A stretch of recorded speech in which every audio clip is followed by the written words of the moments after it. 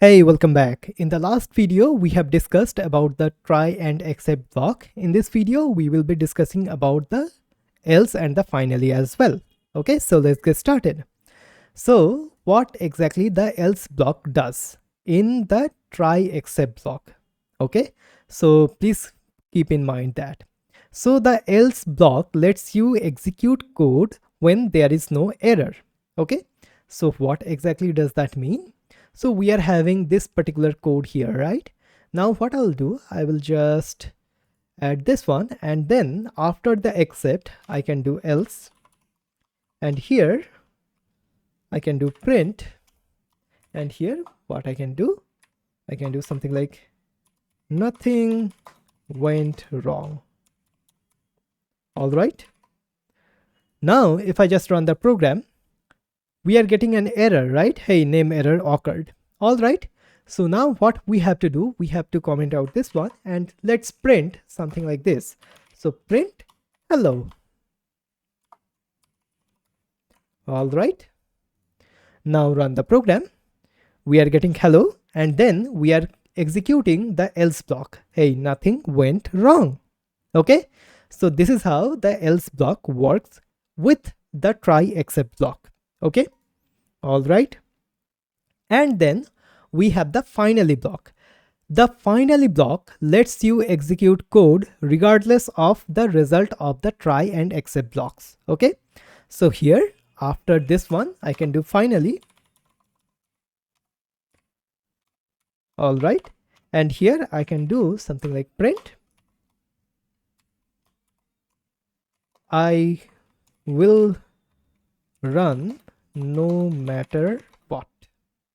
Or let's do something like this, like the try and except block runs. Okay.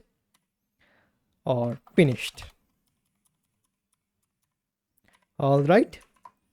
Now, as you can see inside of the try block, there is no error. Okay. Now, if I just run the program, we are getting hello for this print statement. We do not have any sort of errors. So the except block does not run. And then we are running the else block, which is printing nothing went wrong. And finally, it is printing the try and except block finished. Okay. All right.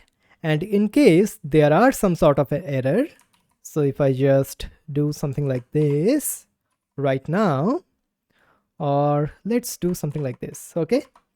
Just this one. So we will have the name error, run the program. The name error occurred. That is fine. Okay. So this except block is running. And also this print statement name fruits is not defined. That is good. And then finally, this is running as well. The try except block finished. Okay. So the else block is not running because there was an error. Okay. And also, as you can see, we are catching the error by using the as keyword, the name error as error, and we are printing out the error here as well. Okay. So this is how the try except else finally block works in Python. Okay. So here we can raise some exceptions as well. Okay. So we can do something like raise name error. Okay. And do something like do something else. Okay. We can do something like this. Run the program.